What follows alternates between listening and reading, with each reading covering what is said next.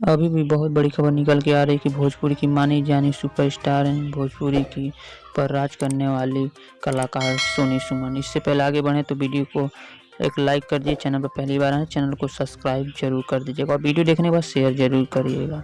तो भोजपुरी की कलाकार पॉपुलर स्टार सोनी सुमन जो सबकी चहेती बनी हुई है, आपको बता दें कि सोनी सुमन इन दिनों छठ माई के गीत की शूटिंग चल रही है। आपको बता दें कि इस समय सोनी सुमन छठ की तैयारी यानी कि छठ की शूटिंग जोर शोर से हो रही है, जिसमें सोनी सुमन जी कर रही हैं। आपको बता दें कि सोनी सुमन यह छठ सॉन्ग हिट हो रहा है और सोनी सुमन जो बहुत कम समय में सबके दिलों पर राज करती हैं। हाँ, सोनी सुमन एक चहेती कलाकार हैं जो सबके दिलों पर राज करती हैं, जो कोई भी इनसे सभी लोग जानते पहचानते हैं हासिल और एक मुकाम हासिल किए हैं। सोनी सुमन चाहने वाले इतने हैं कि हम बताएं तो कम पड़ेगा। सोनी सुमन के बहुत बड़ी हस्ती हैं जो भोजपुरी कॉमेडी की मानी जानी किंग मानी जाती हैं, जो कॉमेडी बखूबी से करती हैं और रोल अच्छे से निभाती हैं।